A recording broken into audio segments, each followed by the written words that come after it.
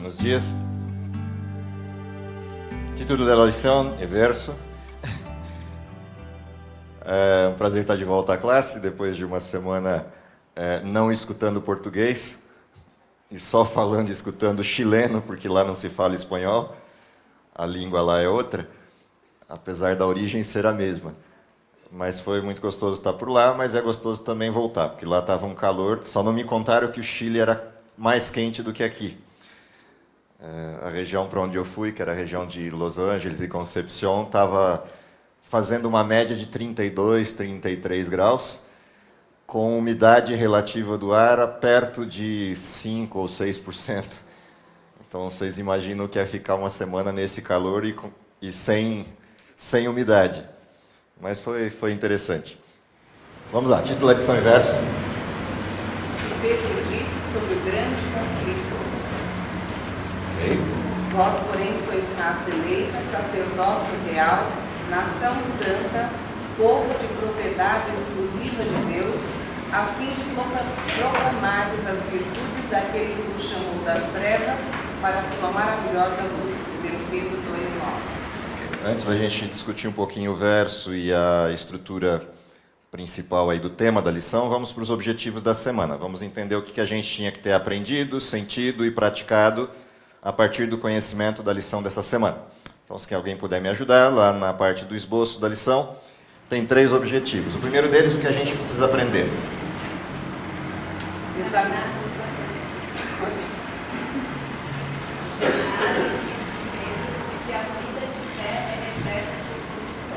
Então, o primeiro objetivo da lição dessa semana é, obviamente, por causa do tema geral da lição, a discussão do grande conflito, a estrutura da rebelião, o modelo da lição nos faz olhar para a história de Pedro, para o discurso de Pedro em seu livro, para tentar, a partir dali, verificar 2 coisinhas. Então, examinar o ensino de Pedro de que a vida de fé está repleta de oposição. Ou seja, aonde se manifestar fé, não haverá tranquilidade. Portanto, há uma coisa interessante no discurso de Pedro. A tranquilidade é produto do enfraquecimento da fé, enquanto a gente viver neste mundo. Portanto, onde houver fé verdadeira e onde houver manifestação de fé verdadeira, haverá franca e direta oposição. Essa é a primeira coisa importante de observar na lição dessa semana. A segunda é o sentimento que se desperta em nós quando descobrimos isso. O que a gente deveria sentir? Cultivar a fé nas promessas de Deus para vencer o ceticismo, a perseguição e as tentações. Portanto, o modelo anterior, que é a oposição, se materializa em 3 aspectos: ceticismo, perseguição e tentações. Por uma dessas 3 portas, Satanás vai atuar para tentar derrubar, diminuir, anular a fé. E, portanto, tem um antídoto. Qual é o antídoto? Cultivar a fé. Mas fé no quê? Nas promessas. Nas promessas de um Deus que cumpre o que promete. Portanto, esse é o segundo olhar para a história de Pedro. É identificar na história de Pedro que promessas são essas e como Deus as cumpriu, as cumpre e as cumprirá. E isso deve sustentar nossa fé. O terceiro objetivo, qual é a prática? Viver de acordo com a vontade de Deus. Okay? Então, a prática que a gente tem é, durante o processo em que desenvolvemos fé na promessa de Deus, a gente faz o quê? Trabalha. Porque se está trabalhando, não tem tempo para pensar besteira. Então, o desenho é, vive de acordo com a vontade de Deus, trabalha. Porque essa é a vontade de Deus. A vontade de Deus não é a inércia, é o trabalho. A vontade de Deus não é a ausência do que fazer, mas é ter o que fazer com o direcionamento dele. Portanto, esse é o desenho da lição dessa semana, e é o que a gente deveria perceber a partir daquilo que Pedro, nos seus livrinhos pequenos, deixou como referência para a gente. Pedro é um sujeito interessante, porque, diferente do letrado Paulo, Pedro é o pescador sem competência, entre aspas, sem a competência acadêmica. Pedro é o sujeito das coisas práticas, ele é um pescador. É o sujeito das coisas diretas, ele não dá rodeios, ele vai direto ao ponto porque é o que ele sabe fazer. Ele não vai teorizar, definir, estruturar. Não, ele vai direto ao ponto. Tem esse problema aqui, resolve assim. Tem esse problema aqui, resolve assim. Se Pedro não fosse pescador, era cirurgião. Era mais ou menos esse o desenho. Tá? A escolha de Pedro era uma das duas profissões. Como ele não estudou, foi ser pescador. Se tivesse estudado, era cirurgião. Então, assim, Pedro vai direto ao ponto. Ele não faz rodeios. O que está sobrando, ele corta fora. O que não está sobrando, ele costura, emenda e está resolvida a conta. E se tiver dúvida sobre isso, pergunta para o sujeito aqui da frente ou para o sujeito ali de trás como é que faz. Esse aqui tira fora e aquele lá faz as duas coisas. Tá? São os desenhos. É cirurgião. Pedro é assim. Por que é legal olhar para Pedro? Porque na sua simplicidade, ele vai lá na essência do problema e mostra o que a gente ia ter pela frente. E a lição, curiosamente, está estruturada de um jeito que é legal de olhar quando a gente volta para o sujeito que ensinou Pedro. Então eu vou pedir para você abrir o seu texto bíblico em Mateus capítulo 5, e não em Pedro. Antes da gente ir para Pedro, abre no texto de Mateus 5, os versos 10 e 11. Mateus capítulo 5, verso 10 e verso 11. E dá uma olhada o que estava aí no primeiro sermão de Jesus para introduzir seu reino. Quando Jesus institui teoricamente o seu reino, ele prega um imenso sermão chamado de Sermão da Montanha, cujo resumo está aí, nos textos de Mateus 5, 6, enquanto desenho. O resumo da ópera é esse texto que está aí. Deste resumo da ópera tem na introdução do sermão duas coisas importantes. A primeira, a quebra de todos os paradigmas vigentes naquela época. Todo mundo esperava um rei e Jesus inicia seu ministério mostrando que não virá o rei. Virá o humilde sofredor. E aí você encontra nas primeiras bem-aventuranças o desenho do Messias sofredor e do cristão acompanhando o exemplo. Quando a gente chega nos versos finais dessa parte introdutória do sermão, a parte do Sermão da Montanha Bem-aventuranças, o verso 10 e 11 espelha aquilo que será o resultado de quem escolher servir Jesus. E essa é a lição de Pedro, da lição da Escola Sabatina dessa semana. Você vai ver que os títulos da lição têm esse mesmo desenho. Alguém pode ler para mim o verso 10 e 11? Bem-aventurados os perseguidos por causa da justiça, pois deles é o reino dos céus. Então, olha um negócio interessante. O reino dos céus pertence a quem? Aos perseguidos. E os perseguidos por causa da justiça são o quê? São plenos masoquistas, porque são felizes. Ou seja, eles são felizes porque são perseguidos. É isso que diz o texto? Não, eles são felizes pelo motivo pelo qual eles estão sendo perseguidos. Eles não são felizes por ser perseguidos. Nenhum cristão é masoquista. Eles são felizes porque a razão da perseguição é que eles escolheram a justiça. E, portanto, eles dormem tranquilos, porque mesmo na intranquilidade da perseguição, eles sabem no que e em quem eles acreditam. Essa é a primeira coisa interessante do modelo. A segunda é o próximo texto. Não bastasse a perseguição, Jesus mostra que vem mais coisa pela frente. Qual é essa coisa? Ou quais são essas coisas? Bem-aventurados serão vocês quando por minha causa os insultarem, os perseguirem e levarem todo tipo de calúnia contra vocês. Levantarem todo tipo de calúnia. Portanto, que coisas estão aí? No primeiro era a perseguição. A lição dessa semana chamou de pressão. E no segundo? Quais são as coisas que estão aí no segundo bloco? Olha lá, vocês leram o texto. Calúnias, injúrias, difamação, mentira e perseguição neste contexto. Espera lá, então quer dizer que se eu não conseguir fazer você calar a boca ou mudar de estrutura pela pressão, pela perseguição, então o que eu vou fazer? Eu vou desqualificar você. Por toda a sorte de coisas que eu conseguir. Então eu vou mentir sobre você, eu vou caluniar você, eu vou difamar você, para que aquilo que você diga não seja crível, não seja passível de crença e de ser seguido. Então, se eu não consigo por uma porta te calar, eu vou tentar calar a sua mensagem, já que eu não consigo calar você. É isso que Jesus apresenta no início do seu ministério. Se tem uma coisa que Jesus não teve, foi aula de publicidade e propaganda. Porque ninguém começa um ministério com um marketing desse, chamando pessoas para lhe seguirem e dizendo: vocês vão ser felizes porque serão perseguidos por causa da justiça que sou eu. Eu sou a justiça.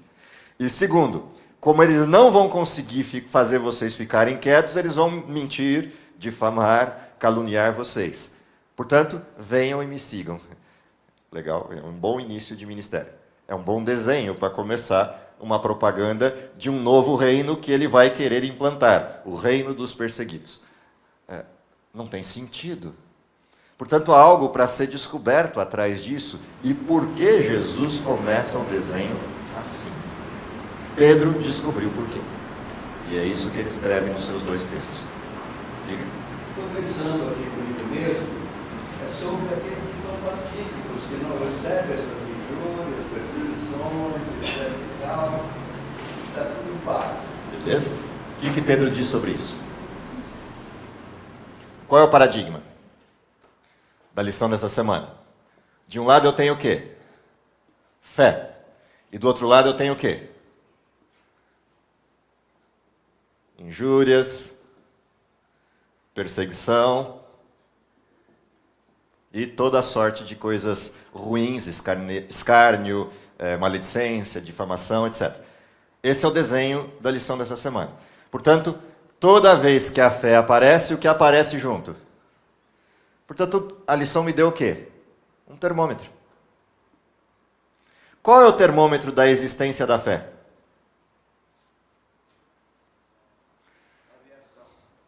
Quanto mais fé, maior é o quê? A temperatura.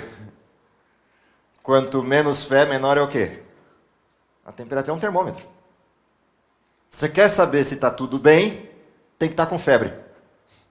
Quer saber se está tudo mal, está tudo tranquilo.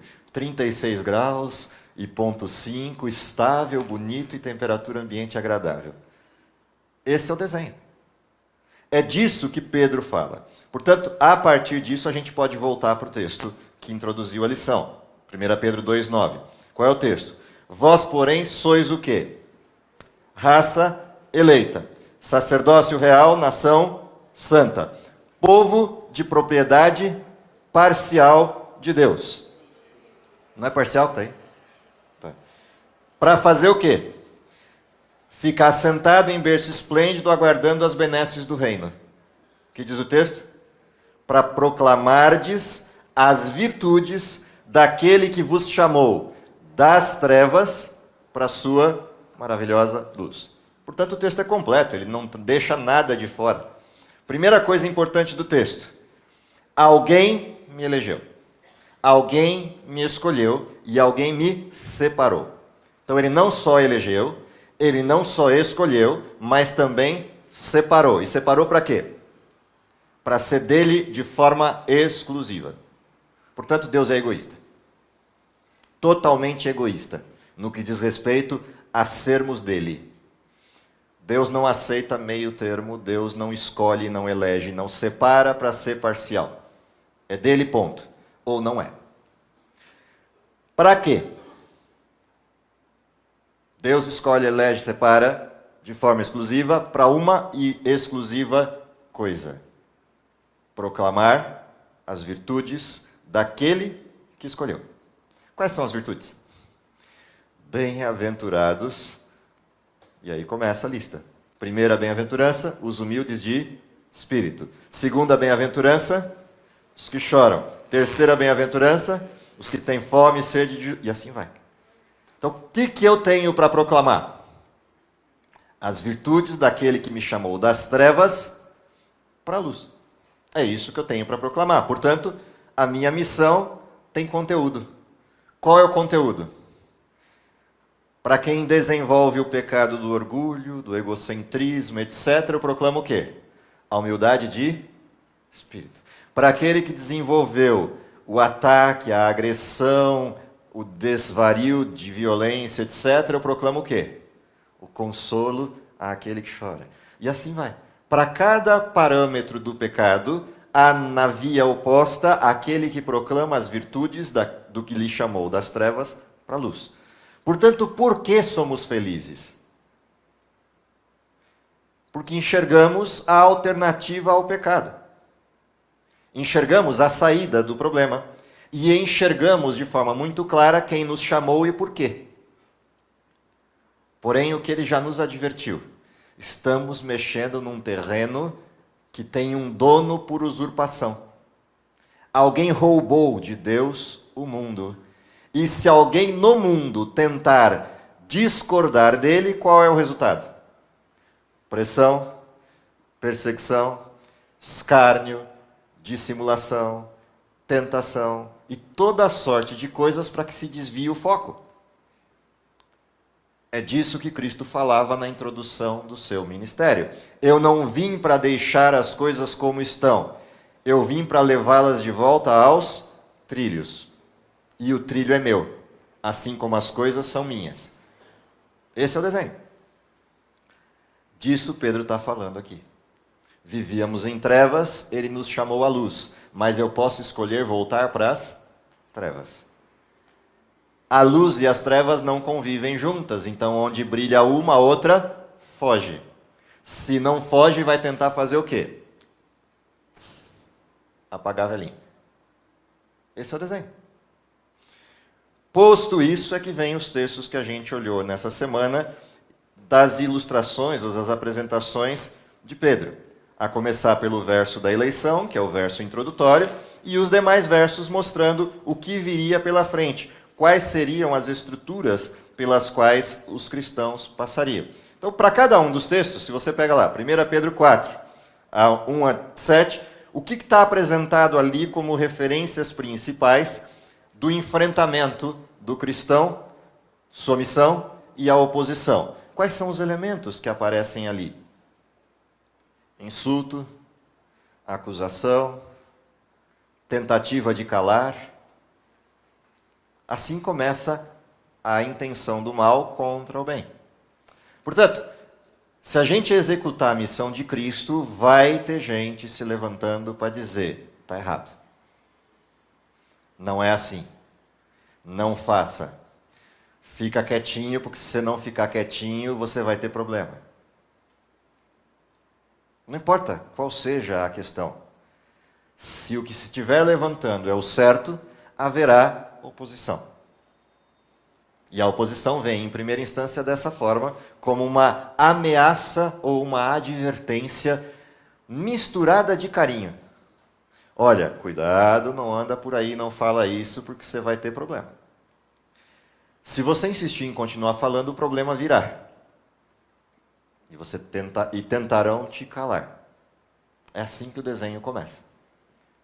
É desse jeito que a história segue. Dentro deste contexto, para onde a lição nos levou?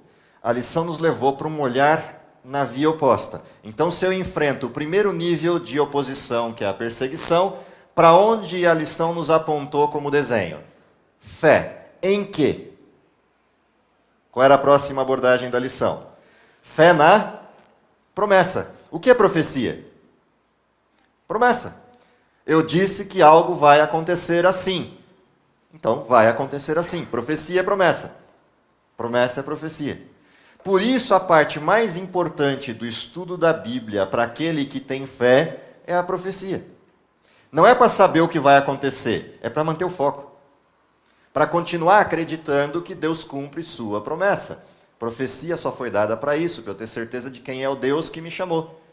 Então, quando eu olho para trás e vejo que as profecias se cumpriram, porque profecia não é um olhar para frente, é um olhar para trás, apesar da tentação humana de sempre olhar para frente, profecia é um olhar para trás para eu saber que Deus é Deus e não há outro, e que Ele sempre cumpre o que promete, o seu conselho e sua palavra serão certos, firmes.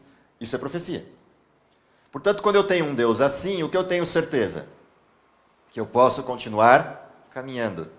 Não importa qual é o nível de oposição, eu sei em quem eu confio. Esse é o desenho. Por isso, o texto da lição nos fala para olhar para a profecia. O que tinha a ver a profecia com a pressão? Quem olha para a profecia sabe que a vitória já foi dada. Então, quando eu olho Apocalipse 12, o que eu já vejo lá? A vitória está dada no sangue de Cristo. Apocalipse 12, verso 7 em diante. E exatamente porque a vitória está dada, o que acontece com o inimigo de Deus? Ai da terra e do mar, porque o diabo desceu até vós, sabendo o quê? Que pouco tempo lhe resta. Portanto, já está dada a vitória. Já está dado o desenho. E é exatamente porque o desenho está dado que o texto da bem-aventurança dizia o quê? Bem-aventurado quando fores perseguido por causa da justiça. Por quê? De quem é o reino de Deus? Já está dado. Já está dito. Portanto, quando eu olho para a profecia, eu tenho certeza de que eu posso continuar. Não importa a oposição, não importa o enfrentamento. Então, mas essa olhada para trás não é baseada numa olhada para frente?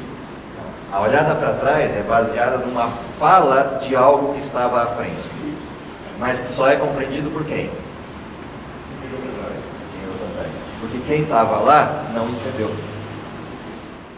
Exceto a profecia de Daniel, capítulo 9, que era uma profecia aberta, todas as demais são fechadas, como o livro. E, portanto, servem a quem? A quem passou por elas, olha para trás e vê. O que Deus disse que ia acontecer, aconteceu. Portanto, eu sei em quem eu creio. Esse é o desenho. Não é que eu não possa saber o que vem pela frente. A profecia também me mostra isso. Mas não é essa parte que me interessa. Me interessa a promessa embutida na profecia. Qual é a promessa? Cristo vai voltar. Todo o resto não me interessa. Eu não tenho que perder tempo, entre aspas o que eu estou falando, no sentido das picuinhas de vai ter um decreto dominical, ele vai acontecer assim.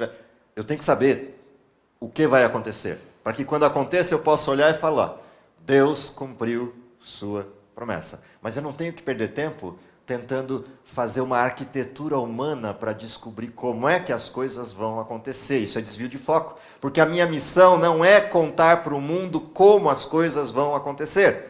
A minha missão é contar para o mundo o quê? A promessa. Cristo vai voltar.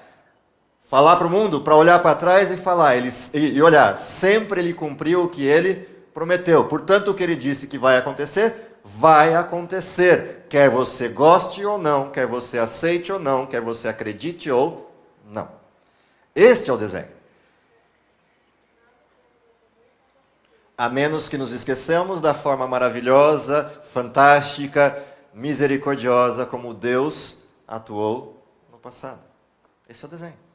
É um olhar para trás, com a esperança do que vem para frente.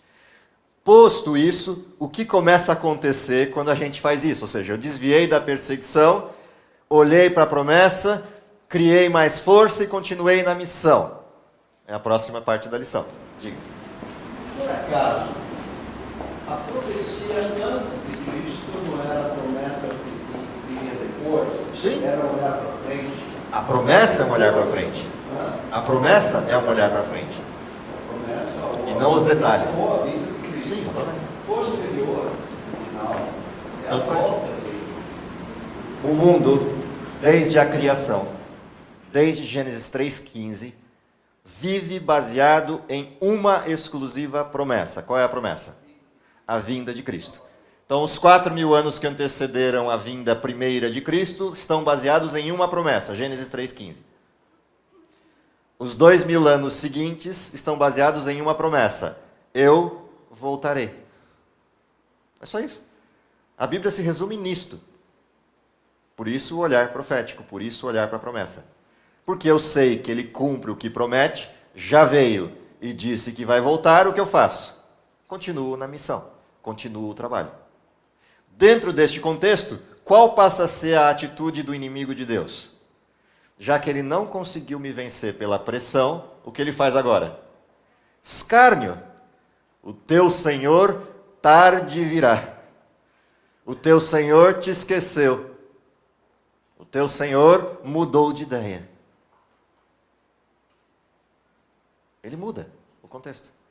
Muda o contexto e a sua mensagem cai no descrédito. Por quê? Porque a mensagem do descrédito é uma mensagem de um olhar para frente.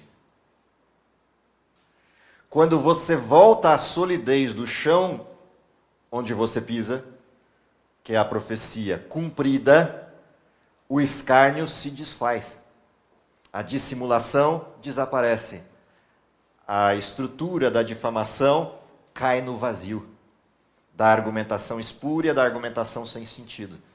Porque não há nada no mundo mais precioso, preciso, direto e estruturado do que Daniel 2, Daniel 7, Daniel 8, Daniel 9, Daniel 10, Daniel 11 e Daniel 12. Não há nada no mundo, você pode varrer todos os textos que você quiser encontrar no mundo, não existe nada tão preciso como o relógio histórico como esses textos. Não há ateu no mundo, ou à toa no mundo, que consiga confrontar Daniel 2, 7, 8, 9, 10, 11 e 12. Portanto, confrontar isso é negar a lógica, é negar a história e, portanto, é negar os fatos. Quem nega isso vive no mundo da fantasia pura. Essa é a questão. Portanto, toda vez que a gente entra na onda do escárnio, não na onda de fazer o escárnio, mas na onda de aceitar o escárnio e baixar a guarda porque está sendo zombado, a gente esqueceu de olhar para onde? Para trás. E passou a olhar para onde?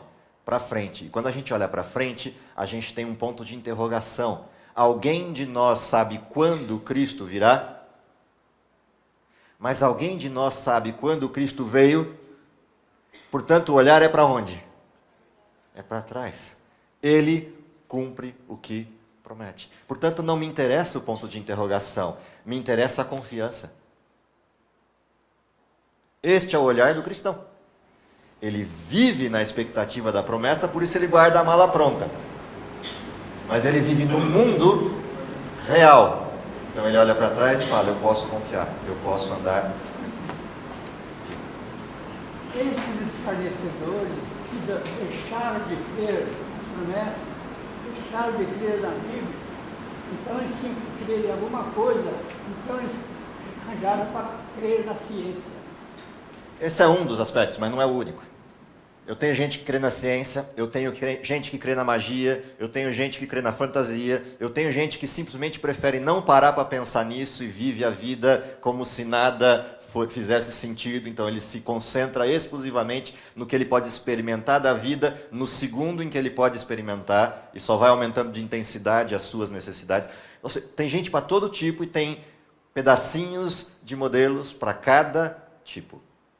Só há um caminho certo, mas há zilhões de errados. Satanás não é bobo. Se ele criar só um caminho errado, ele ganha um pedaço, mas não todos. Mas se ele criar milhões de caminhos errados, a chance aumenta na mesma proporção. Essa é a expectativa dele. E a Bíblia deixa de lado, e fica difícil para nós falar com uma pessoa que já não crê mais na Bíblia. Então ele começa a citar. Eu não preciso da Bíblia. Coisas assim. Eu não preciso da Bíblia. Entenda o que eu estou dizendo. Eu não preciso da Bíblia. Eu preciso de Deus. Deus deixa rastros, deixa impressões digitais. Portanto, quando a Bíblia me diz em Romanos 1,18 de que não há desculpa, por que ela diz isso? Porque mesmo que eu dissesse que o texto não presta, há um texto do qual eu não consigo fugir. Que texto é esse? Aquilo que foi criado. Porque a impressão digital está lá. Está visível. Então não tem desculpa. O sujeito que diz que não vê Deus já está cego e não se dá conta. Ou seja, ele escolheu estar cego, porque ele já viu Deus. Eu gosto de Pascal por causa disso. Pascal diz assim, ninguém é ateu, ou se torna ateu, sem um dia desejar ter sido. O ateísmo não é a ausência de provas de Deus, é a escolha de negar o visível. Ou na frase do finado Chico Anísio, o pior cego é aquele que não quer ver. Esse é o desenho. Portanto, não há desculpa. E aí volta aos cirurgiões de plantão. Tá? Não dá para fazer uma aula de anatomia, dissecar um cadáver, estamos falando de um morto, não de um vivo. Não dá para dissecar um cadáver e negar Deus. Não dá para abrir um vivo e negar Deus. Não dá para você olhar um sistema fechado, completo e absoluto, como é o organismo humano ou de qualquer ser vivo, e negar o desenho de um Deus. Fazer isso é um atentado à lógica. Portanto, ninguém é ateu sem um dia desejar ter sido. O problema é a negação do senhorio de Deus. O problema do ateísmo não é negar Deus, é negar alguém que diga para você o que você tem que fazer. Por isso o texto de Pedro que abriu a lição é importante. Fomos eleitos, separados para um uso exclusivo. O que o ateu não quer? O uso exclusivo. Ele quer ser dono do seu próprio nariz. O que o cristão que deriva para outros modelos que não a Bíblia quer? Ser dono do seu nariz. O que o sujeito que não quer Deus faz? Ou cria um Deus para si, para ele ser o dono de Deus. Ou elimina Deus para ele ser o dono de si mesmo. É isso que é o problema. É só esse o problema. Portanto, a discussão se torna ilógica. Esse é o nó. Para onde tudo isso nos aponta? Que é a última parte da lição. A lição de quinta-feira. Qual é o título que está lá? Enquanto eu espero, eu faço o quê? Olha que coisa curiosa. Enquanto eu espero, eu troco a passagem. Enquanto eu espero, eu troco a passagem. E aí a ilustração do que aconteceu comigo é precisa. Eu cheguei no aeroporto, minha passagem era para as 10h30 da noite, para chegar à meia-noite em São Paulo. Na segunda-feira. Quando eu entrei no aeroporto, era 9 da manhã, porque a minha conexão era 9 da manhã, eu tinha que esperar das 9 da manhã às 10 da noite. Só 12 horas de aeroporto.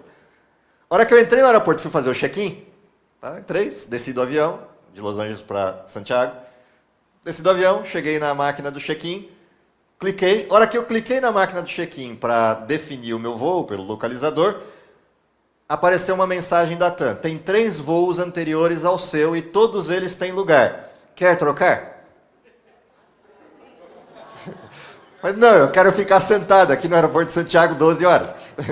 O que eu fiz? Peguei o primeiro dos 3. O primeiro dos 3 era para as 3 da tarde. E fui lá, troquei minha passagem. Qual é o desenho da mensagem de Pedro?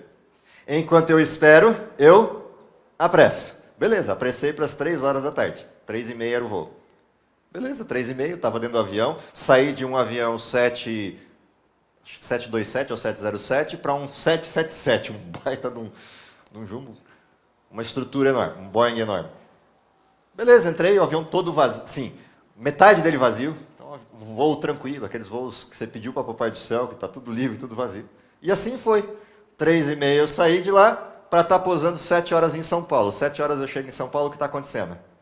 O maior temporal que você já sonhou na face da Terra. Ficamos 1 hora rodando ao redor do aeroporto, tráfego imenso, você via aviões por todos os lados, piscando, para ver se desce ou não desce. Desce, não desce, desce, não desce, temporal não passou, o tráfego enorme, fomos para o Rio de Janeiro, Galeão. 8 horas, 8h30, 8h40, 9 horas estava descendo no Galeão. Descemos no Galeão, todo mundo dentro do avião agora. E agora? Vamos pousar no Rio, qual vai ser a sequência? O piloto entra e fala o quê? Calma. Daqui a pouco teremos notícias sobre qual será o procedimento. Portanto, fiquem tranquilos nos seus bancos, vocês vão ser servidos de água, etc. Fala isso para os ansiosos de plantão que sempre tem nos voos, o que acontece? Tem nego levantando, querendo tirar a mala, tem de tudo que você imaginar dentro do voo, e eu fico olhando dando risada, né? Eu não tenho esse...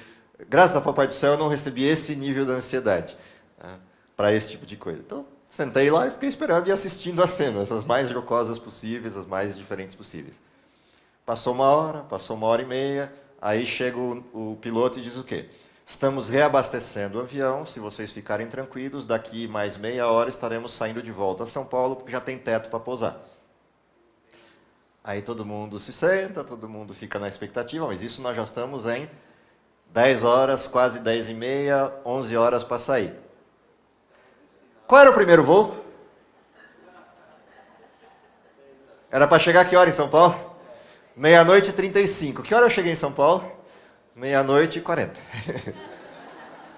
Peguei meu carro e vim para casa. Cheguei 2h da manhã em casa. Qual é a promessa?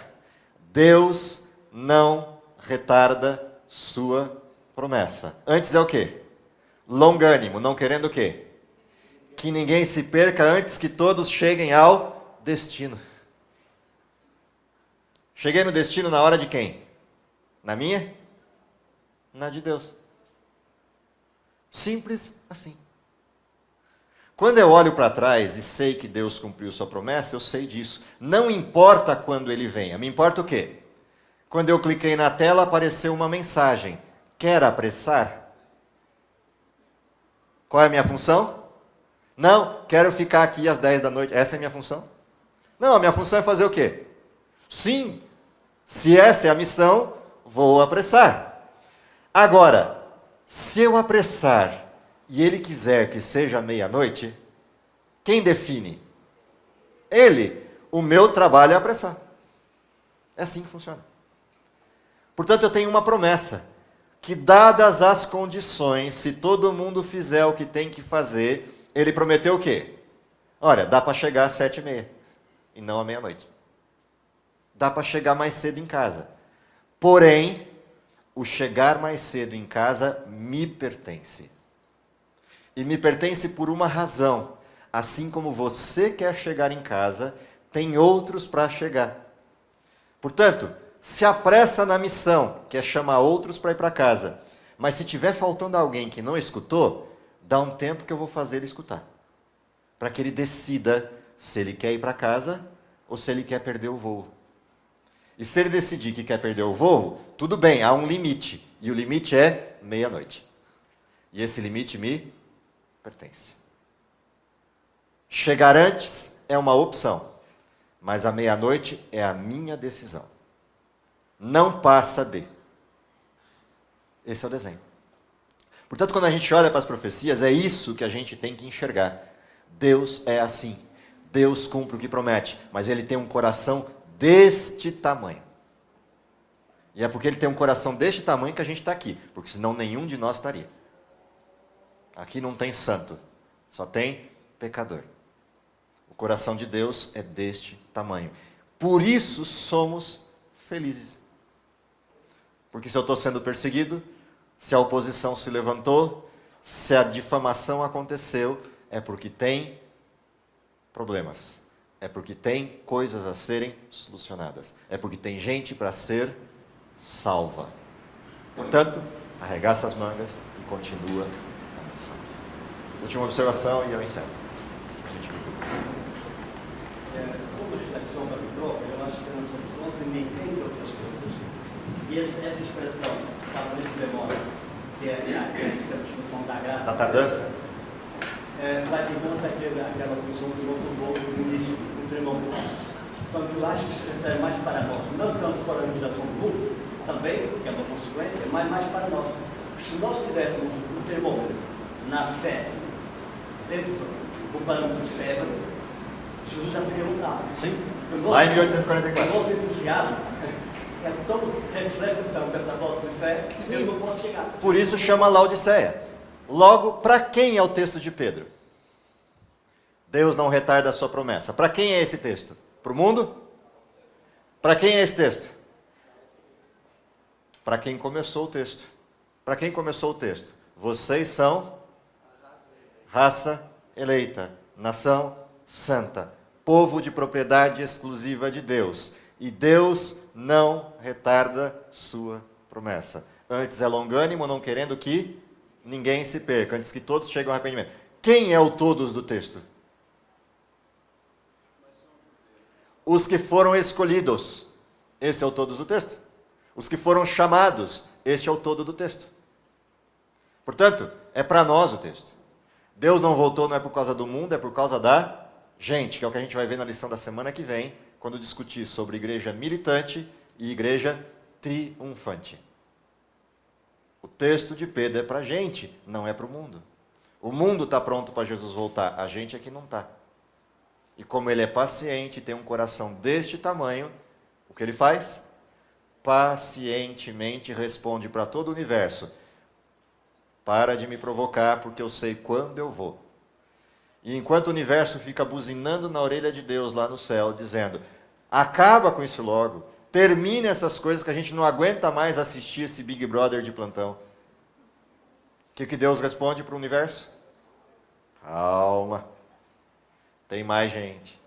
Calma, tem mais alguns. Calma, que meus filhos precisam acordar. É assim que funciona. Só assim que funciona. Portanto, a grande lição de Pedro é um olhar claro de um pescador na beirada de um barco, aguardando o peixe pacientemente entrar na rede. Pescadores de homens. Que Deus nos dê a graça para que a gente entenda isso. Assuma a nossa condição. Aceite a propriedade exclusiva e proclame as virtudes daquele que nos chamou das trevas para a luz, para com isso apressarmos sua vinda. Que essa seja a graça dele e a nossa realidade, é o que eu espero para vocês e para mim. Vamos orar? Querido Pai que está nos céus, te agradecemos, em primeiro lugar, pelo dom da vida, pela oportunidade que temos de estarmos reunidos na tua casa, no teu santo dia, para adorá-lo em graça, em soberania, mas acima de tudo, para entendermos tua palavra e a nossa parte na tua missão. Dá, Senhor, que compreendido isso, possamos arregaçar nossas mangas, nos lançarmos ao trabalho da proclamação das tuas virtudes, do exemplo de Cristo na nossa vida, para que o mundo saiba da promessa maravilhosa de que Cristo em breve vai voltar. Te pedimos poder, te pedimos atuação na nossa vida, transformando aquilo que ainda carece de ser mudado, para que possamos nos tornar cada dia mais semelhantes a Cristo, até encontrá-lo nas nuvens do céu. Tudo isso oramos e pedimos, confiado nos méritos de Cristo, e é em nome dele que tu pedimos. Amém.